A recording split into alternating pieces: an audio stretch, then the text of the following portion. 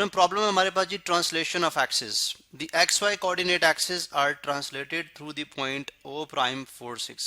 यानी एक आपके पास एक्स वाई कोऑर्डिनेट सिस्टम है, जैसे मैंने यहाँ पे आपको शो कर दिया है। ये मेरे पास स्मॉल एक्स है और ये मेरे पास स्मॉल वाई है, और इसका ओरिजिन है ओ, यानी स्टार्टिंग पॉइंट जहां से आप शुरू कर रहे हैं, ठीक है, और वो है 0 0 के ऊपर।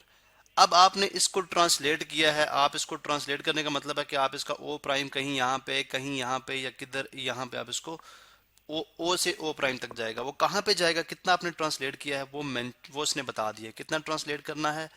यहाँ पे मैं ओ प्राइम बता रहा हूँ, ओ प्राइम कितना है 4 6। कितना मतलब क्या है कि x के लॉन्ग 4 और y के लॉन्ग 6। तो मालूम करते हैं x के लॉन्ग 4 कितना बनता है 1 2 3 4। ये x के लॉन्ग 4 ये हो गया, और y के लॉन्ग 6 1 2 3 4 5 6। तो ये 6, तो ये पॉइंट तकरीबन यहाँ पे कहीं बनता है, ठीक है। यानी ये जो नया एक्सिस आएगा जिसको आप ओ प्राइम कह रहे हैं वो यहाँ कहीं पे बनता है। अब यहाँ पे मैं लाइंस ड्रॉ कर दूंगा क्योंकि मुझे ये मेरे नए एक्सिस हैं, ये मेरे जिसको मैं कैपिटल एक्स और कैपिटल वाई से नोट करूंगा, ये मेरे न्यू एक्सिस हैं, ठीक है। ये मेरे नए वाले एक्सिस हैं जिसमें जो कैपिटल एक्स होगा वो स्मॉल एक्स के पैरेलल होगा, जैसे कि आप यहाँ पे देख सकते हैं, और कैपिटल वाई जो होगा वो स्मॉल वाई के पैरेलल होगा।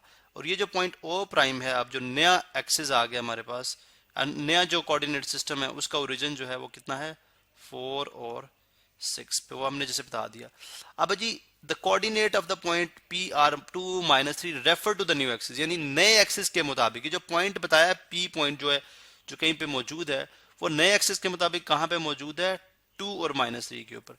अब मालूम करें कि इसका 2 कहाँ पे है। 2 एक्स पॉजिटिव है तो यहाँ से कैलकुलेट करना शुरू कर दें। ये इसका 1 और ये इसका 2, वो बिल्कुल अगर आप देखें तो इसके बराबर ही आ रहा है, क्योंकि ग्राफ पेपर में तो आपको सारे पॉइंट्स बने होते हैं, ठीक है सारे। तो ये 2 हो गया और उसके बाद -3 जाहिर है इस तरह से होगा, ये -1, ये -2 और ये -3। तो ये आ जाएगा, इसका मतलब पॉइंट जो P है वो कहीं यहाँ पे लाई करता है, कहीं यहाँ पे लाई करता है।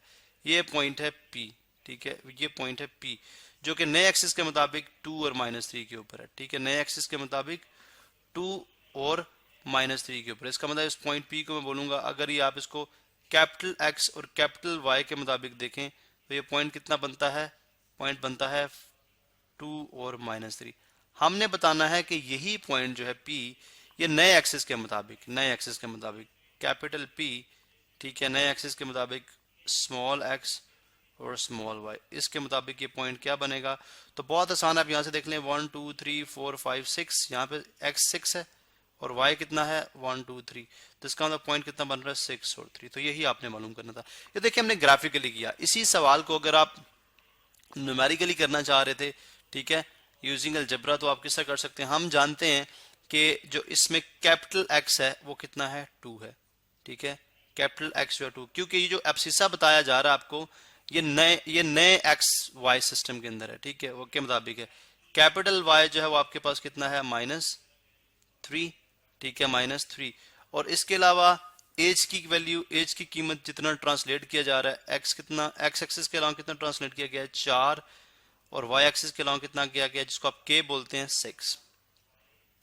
तो हम जानते हैं कि अगर आपने मालूम करना है स्मॉल एक्स, तो स्मॉल एक्स किसके बराबर होता है कैपिटल एक्स प्लस एज के, कैपिटल एक्स प्लस एज के, और स्मॉल वाई किसके, और इसका मतलब कैपिटल स्मॉल एक्स किसके मुताबिक आ जाएगा, कैपिटल एक्स 2 है और एज कितना है 4, तो 2 + 4 कितना आ गया 6, जो कि आप देखें यहाँ पे, मैं यहाँ पे सेपरेशन लाइन लगा देता हूँ, यहाँ पे देखें वो 6 ही है। और स्मॉल वाई किसके इक्वल हो जाएगा कैपिटल वाई प्लस के, तो कैपिटल वाई कितना है -3 और प्लस के कितना है 6, तो -3 + 6 कितना हो गया 3। तो तभी अगर आप देखें तो आपके पास इतना आ रहा है। चाहे आप इसको न्यूमेरिकल फॉर्म में करें या चाहे आप इसको ग्राफिकल फॉर्म में करें, दोनों सूरतों में आपके पास जवाब वही आएगा।